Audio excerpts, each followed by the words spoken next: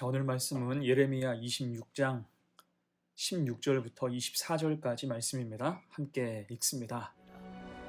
고관들과 모든 백성이 제사장들과 선지자들에게 이르되, 이 사람이 우리 하나님 여호와의 이름으로 우리에게 말하였으니 죽일 만한 이유가 없느니라.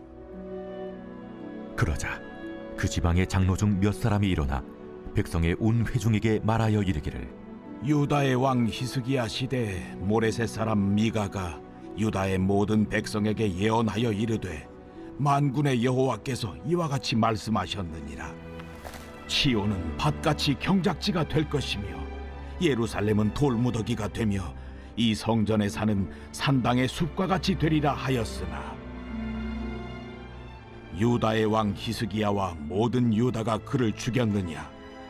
히스기야가 여호와를 두려워하여 여호와께 간구하매 여호와께서 그들에게 선언한 재앙에 대하여 뜻을 돌이키지 아니하셨느냐? 우리가 이같이 하면 우리의 생명을 스스로 심히 해롭게 하는 것이니라. 또 여호와의 이름으로 예언한 사람이 있었는데 곧 기럇 여아림 스마야의 아들 우리야라. 그가 예레미야의 모든 말과 같이 이 성과 이 땅에 경고하여 예언하매, 여호야김 왕과 그의 모든 용사와 모든 고관이 그의 말을 듣고서 왕이 그를 죽이려 하매 우리야가 그 말을 듣고 두려워 애굽으로 도망하여 간지라. 여호야김 왕이 사람을 애굽으로 보내되 곧 악볼의 아들 엘라단과 몇 사람을 함께 애굽으로 보냈더니 그들이 우리야를 애굽에서 연행하여 여호야김 왕에게로 그를 데려오매 왕이 칼로 그를 죽이고 그의 시체를 평민의 묘지에 던지게 하니라. 사반의 아들 아이감의 손이 예레미야를 도와주어 그를 백성의 손에 내어주지 아니하여 죽이지 못하게 하니라. 분명한 차이라는 제목으로 말씀 증거합니다. 어제 말씀에서 예레미야는 하나님의 말씀에 대한 불순종으로 인해서 성전이 무너질 수 있음을 선포했어요. 6절이죠. 내가 이 성전을 실로같이 되게 하고 이 성을 세계 모든 민족의 저주거리가 되게 하리라 하셨느니라. 아멘. 자, 그러자 제사장 등등 종교 지도자들이 득달같이 달려들었어요. 예레미야를 고발하고 공공연히 죽일 것을 선동했죠. 8절입니다.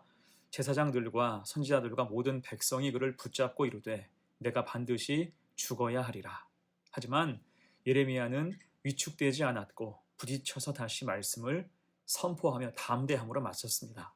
13절 말씀, 그런즉 너희는 너희 길과 행위를 고치고 너희 하나님 여호와의 목소리를 청종하라. 그리하면 여호와께서 너희에게 선언하신 재앙에 대하여 뜻을 돌이키시리라. 아멘. 이어서 오늘 본문은 그 다음 이야기예요. 지금 상황은 누가 봐도 예레미야에게 매우 부당하고 불리합니다. 전형적인 선동형 종교 재판에 해당하는 거예요. 종교 재판이 무서운 것은 하나님의 뜻이 아니라 주관적인 확신으로 사람을 정죄하는 것에 있습니다.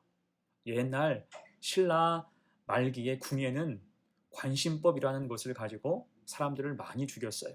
마음을 꿰뚫어 본다라는 거죠. 관심법. 하지만 마음을 꿰뚫어 본다는 것은 순 거짓이었고 자기 마음에 들지 않으면 관심법이라 하여 누명을 씌워서 죽였습니다. 자, 공산당이 자행했던 인민재판도 그와 같은 거죠. 찍히면 죽는 거예요. 지금 예레미야의 재판도 거의 같은 상황이었습니다. 그들에게는 하나님 말씀이 거의 없기 때문에 신앙 양심은 이미 다 사라졌고 오로지 탐욕만이 가득했죠. 그러니 예레미야의 선포는 눈에 가시와 같았고 미움과 분노가 타올랐어요. 그럴 때 진짜 죽이고 싶어서 성전 문 앞 광장에 그를 세운 것입니다. 하지만 아까도 보았듯이 예레미야는 굽히지 않았고 오히려 하나님의 선명한 뜻을 전달했어요. 선지자로서 하나님이 주신 말씀을 선포하는 것은 당연하며 그 말씀이 설사 율법 어떤 한 부분과 배치된다 하더라도 율법의 주인 되신 하나님이 주신 말씀이기 때문에 전혀 문제될 것이 없다는 것입니다. 그럴 때 그 말씀 앞에서 신앙 양심이 작동하며 예레미야를 옹호하는 사람이 생겼습니다. 오늘 16절이에요. 고관들과 모든 백성이 제사장들과 선지자들에게 이르되 이 사람이 우리 하나님 여호와의 이름으로 우리에게 말하였으니 죽일 만한 이유가 없느니라. 아멘. 지금 하나님의 도우심이 임하는 거예요. 예레미야가 목숨 걸고 바른 복음, 하나님 말씀을 전할 때 진실과 진리가 오롯이 전달된 것입니다. 곧 악한 사람들은 백성을 선동해서 예레미야를 죽이고자 했지만 오히려 그들의 무리한 선동과 폭력적인 모습은 예레미야의 선포가 틀리지 않았음을 증명하게 됐고, 그를 통해 하나님 말씀은 더 깊이 전달되어서 백성들이 자발적으로 예레미야를 옹호하게 된 것입니다. 더 나아가서 하나님은 장로들에게도 지혜를 주세요. 18절로 19절 말씀 봅니다. 유다의 왕 히스기야 시대에 모레넷 사람 미가가 유다의 모든 백성에게 예언하여 이르되 만군의 여호와께서 이와 같이 말씀하셨느니라. 시온은 밭같이 경작지가 될 것이며 예루살렘은 돌 무더기가 되며 이 성전의 산은 산당의 숲과 같이 되리라 하였으나 유다의 왕 히스기야와 모든 유다가 그를 죽였느냐. 히스기야가 여호와를 두려워하여 여호와께 간구하매 여호와께서 그들에게 선언한 재앙에 대하여 뜻을 돌이키지 아니하셨느냐. 우리가 이같이 하면 우리의 생명을 스스로 심히 해롭게 하는 것이니라. 아멘.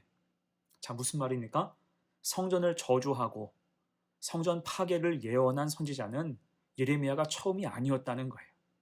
히스기야 왕 때 미가 선지자가 있었습니다. 그때 미가는 히스기야를 향해서 시온의 밭처럼 경작될 것이다. 갈아엎어질 것이다. 예루살렘은 돌 무더기가 될 것이다. 곧 다 무너져서 예루살렘이 황폐해질 수 있음을 선포했습니다. 이게 무엇입니까? 결과적으로 성전을 저주한 것이 됩니다. 그렇게 미가는 예루살렘 성전과 도시의 멸망을 선포한 최초의 선지자였어요. 하지만 이때 이 말을 듣고 히스기야 왕이 어떻게 했습니까? 오늘 본문처럼 부들부들 떨고 레위기 법조항을 들먹이면서 그를 이잡듯 잡고 핍박한 게 아니라 오히려 하나님 앞에서 겸비함으로 철저하게 회개했습니다. 이게 하나님 보시기에 의로운 모습이었지요. 결국 그 겸비함을 통해서 하나님은 히스기야를 축복하셨고 아수르의 위기에서 벗어나게 하셨으며 오히려 더 큰 부흥의 축복을 받게 됐습니다. 곧 지금 장로들은 진짜 유다의 신앙 정통성이 무엇인지 묻고 있는 거예요. 하나님이 직접 보내신 선지자의 말이라면 왕도 그 앞에 엎드려야 함이 마땅하다는 것입니다. 하나님보다 높은 권세가 없고 하나님의 뜻을 거역할 사람은 결코 없기 때문이에요. 오히려 이를 신실하게 이행할 때 그 나라는 견고해지고 왕의 권세는 더 높아질 수 있다는 것입니다. 곧 지금 여호야김 왕에게 하나님이 예레미야를 보내신 것은 히스기야와 같은 기회를 주시고자 함이었어요. 당연히 히스기야처럼 겸비함으로 무릎을 꿇고 회개해야 마땅하죠. 그러면 하나님께서 살 길을 열어주신다 이미 약속하셨습니다. 저 위 3절이에요. 그들이 듣고 혹시 각각 그 악한 길에서 돌아오리라. 그리하면 내가 그들의 악행으로 말미암아 그들에게 재앙을 내리려 하던 뜻을 돌이키리라. 아멘. 여러분, 그래서 우리가 하나님 앞에 복을 받는 방법이 무엇일까요? 그것은 하나님께서 내 마음을 움직이시고 내 양심을 흔드실 때, 강력한 말씀으로 교훈하실 때 그 말씀을 의지하여 회개하면 하나님이 용서해 주시고 그 심령에 은혜와 복을 주심을 믿습니다. 이게 성경을 통해서 누누이 강조하시는 거예요. 사도행전 2장에서 베드로가 선포했죠. 너희가 회개하여 각각 예수 그리스도의 이름으로 세례를 받고 죄의 사함을 받으라. 그리하면 성령의 선물을 받으리니 이 약속은 너희와 너희 자녀와 모든 먼데 사람 곧 주 우리 하나님이 얼마든지 부르시는 자들에게 하신 것이라. 아멘. 이것이 복을 받는 방법이고 영혼이 온전히 회복되는 방법이라는 거예요. 하지만 지금 여호야김 시대는 어떻습니까? 하나님 말씀에 대해서 인정하지 않는 거예요. 완고하게 버티고 있고 전혀 돌이킴이 없습니다. 심지어 여호야김은 이미 동일한 문제로 우리야라는 선한 선지자를 죽인 전례도 있었어요. 그는 예레미야와 동일한 말씀을 전했던 선지자였죠. 20절, 21절입니다. 또 여호와의 이름으로 예언한 사람이 있었는데 곧 기랏 여아림 스마야의 아들 우리야라. 그가 예레미야의 모든 말과 같이 이 성과 이 땅에 경고하여 예언하매 여호야김 왕과 그의 모든 용사와 모든 고관이 그의 말을 듣고서 왕이 그를 죽이려 하매 우리아가 그 말을 듣고 두려워 애굽으로 도망하여 간지라. 그는 심판을 선포한 후에 강력한 위협을 받고 애굽으로 도망쳐야 했습니다. 그러자 여호야김은 화가 나서 집요하게 애굽까지 사람을 보내서 결국 우리아를 붙들어 와요. 그리고는 그를 죽이고 시체를 대충 유기해 버렸습니다. 여러분, 이 사건만 보아도 여호야김이 얼마나 강팍한지, 얼마나 악랄한지를 알 수가 있지요. 그 마음으로 지금 예레미야도 죽이고 싶은 것입니다. 또한 여호야김을 옹유하는 권력자들은 더 기승을 부리면서 왕의 심기를 살피며 예레미야를 위협하고 있는 거예요. 자, 이것이 히스기야와 여호야김의 차이, 구원과 심판의 분명한 차이라고 할 수가 있는 것입니다. 다만 오늘 신실한 장로들이 그리고 백성들이 그런 악한 일의 반복을 막고 있는 거예요. 24절 말씀, 사반의 아들 아히감의 손이 예레미야를 도와주어 그를 백성의 손에 내어주지 아니하여 죽이지 못하게 하니라. 아멘. 곧 세상의 선동, 악한 사람들의 계획 앞에서 하나님이 예레미야를 돌보시고 지켜주셨다는 것입니다. 자, 이제 오늘 말씀 마무리하면서 여러분, 성전은 하나님 말씀이 선포되고 성령의 역사가 흘러가는 곳이에요. 하지만 오늘 26장에서 볼 수 있는 왕의 상태와 제사장들의 모습은 성전이 당장 무너져도 할 말이 없을 정도입니다. 하나님의 은혜와 공의와 영광이 가득해야 될 그 공간이 어느새 거짓과 미움과 악한 탐욕으로만 가득했기 때문입니다. 그렇게 성전에서 나오는 은혜의 물줄기가 다 막히게 되자 백성도 나라도 차츰 망해갈 수밖에 없었다는 거예요. 이때 기회가 없는 것이 아니었지요. 기회가 없어서가 아닙니다. 하나님은 계속 기회 주셨고 말씀을 주셨고 돌이킬 시간을 주셨어요. 하지만 그 시간을 다 허비하고 오히려 악한 짓을 일삼을 때 심판은 기정사실이 되고 만 것입니다. 여러분, 그래서 우리가 어떤 삶을 살기로 결단해야 할까요? 우리들 겸비하게 주님 말씀을 들어야 할 줄로 믿습니다.